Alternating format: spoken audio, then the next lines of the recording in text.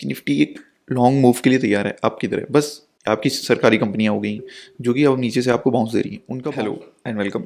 सो आज के इस वीडियो में हम डिस्कस करने वाले हैं निफ्टी के नेक्स्ट लेवल्स क्या हो सकते हैं, इंपॉर्टेंट सपोर्ट और रेजिस्टेंस के। एंड देन हम डिस्कस करेंगे क्या जो हमारी बजट रैली है वो स्टार्ट हो गई है। देन हम डिस्कस करेंगे कि ये जो अभी रिसेंटली यूएस ने अटैक किया है वेनेजुएला पर, उसका क्या इम्पैक्ट होगा इंडियन मार्केट्स पर। सो चलिए अपने चार्ट्स पर चलते हैं और इसको डिस्कस करते हैं। सो अब हम आ गए अपने चार्ट्स पर और हम अपने चार्ट्स देखते हैं। तो सबसे पहले जो निफ्टी ने लास्ट फ्राइडे को क्या किया है कि अपना जो रेजिस्टेंस था 208 के आसपास का, उसको ब्रेक किया है। एंड देन ब्रेक करने के बाद उसके ऊपर क्लोज किया है। क्लोज भी किया है 328 पर, मतलब अराउंड 182 पॉइंट्स की रैली दी है निफ्टी ने लास्ट फ्राइडे को। और अपने रेजिस्टेंस ब्रेक करके हाईएस्ट क्लोजिंग, अभी तक की सबसे बेस्ट क्लोजिंग दी है निफ्टी ने अपनी ऑल टाइम हाई की। सो ये अगर आप लाइन चार्ट पे आएंगे तो आपको समझ में आएगा कि ये वाला जो लेवल था इसको ब्रीच कर करके अपनी बेस्ट क्लोजिंग दी है। अब नाउ आगे क्या, सबसे पहले जो आपके अब जो सपोर्ट लेवल की तरह काम करेंगे वो आपका है 26,200 एंड देन 26,100। इसको तोड़िए पहले, फिर देखते हैं नीचे जाने के लिए लेग रूम खुलता है कि नहीं खुलता है। तो सबसे पहले तो इमीडिएट सपोर्ट जो आपके निकल के आएंगे वो आएंगे 26,200 पे। देन अब आप ऊपर तक कहाँ जा सकते हैं, तो सबसे पहले जो टारगेट मैंने आपको दिया था वो दिया था 26,550 का, जो कि निफ्टी अचीव करेगा अगर निफ्टी ब्रेक करता है। बट लेकिन क्या वो एकदम धड़ल्ले से हो जाएगा? नहीं होगा। धीरे धीरे निफ्टी मूव करेगा। मे भी हो सकता है थोड़ा करेक्शन आए देन फिर ऊपर जाए, देन करेक्शन आए देन फिर ऊपर जाए। सो इस टाइप करेगा, zigzag movement, straight line movement नहीं हो सकता। सो सबसे पहले जो आप इंपॉर्टेंट लेवल्स पर ध्यान रखेंगे वो रखेंगे 26,200 पर। एंड देन जो आप अपर बैंड पर ध्यान रखेंगे वो 26,550 पे। सो जो कि आपका रेजिस्टेंस की तरह एक्ट करने वाला है। सो ये दो आपके की इंपॉर्टेंट लेवल निकल के आए निफ्टी पर। नाउ अगर अब हम देखें कि वीकली बेसिस पर निफ्टी क्या कर रहा है, वीकली बेसिस भी इंपॉर्टेंट है। सो वीकली बेसिस पर भी निफ्टी ने एक ब्रेकआउट दिया है। And then weekly basis breakout is more important than daily right now.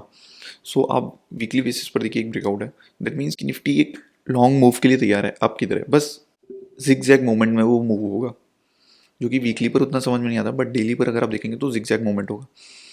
And जो अब क्या हो रहा है कि निफ्टी ने तो अपना ब्रेकआउट दे दिया।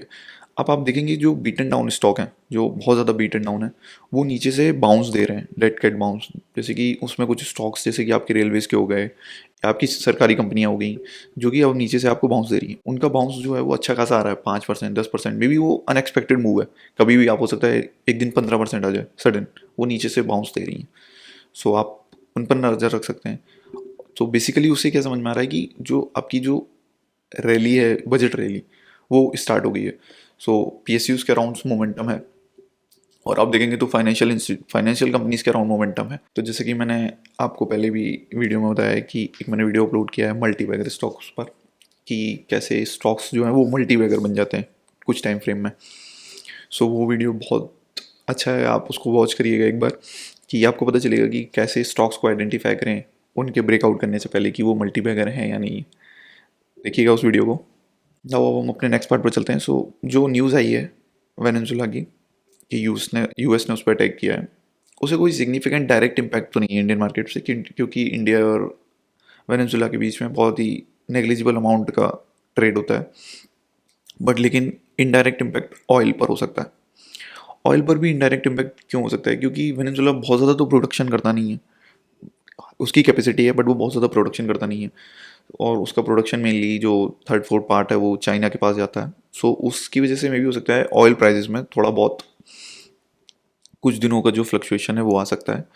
बट लेकिन ऑन लॉन्ग टर्म बेसिस अगर यूएस कंट्रोल करता है तो वो भी प्रॉफिटेबल ही होगा, क्योंकि प्रोडक्शन बढ़ेगा, सो प्राइस गिरने के चांसेस हैं। बट लेकिन शॉर्ट टर्म में ऐसा कोई बहुत बड़ा इम्पैक्ट मैं नहीं देखता इंडियन स्टॉक मार्केट पे आता हुआ। सो जो मैंने लेवल दिए हैं वो निफ्टी अचीव करना चाहिए 550 का।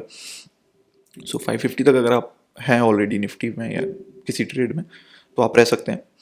बट ये जो मोमेंट होगा ये डेफिनेटली जिगजैग मोमेंट होगा। सो इन की लेवल्स पर नज़र रखिए जो मैंने आपको बताया। फिर से मैं बता देता हूँ, 26,200 का सपोर्ट है। उसके बाद अगर वो टूटता है तो 2600, अगर 2600 टूटता है दैट मीन्स फिर वो आपका एक बियरिश मोमेंटम की तरफ निफ्टी चल देगा, या तो फिर वो कंसोलिडेट करेगा या फिर वो नीचे जाने के लिए तैयार है। सो इन लेवल्स पर नज़र रखिए।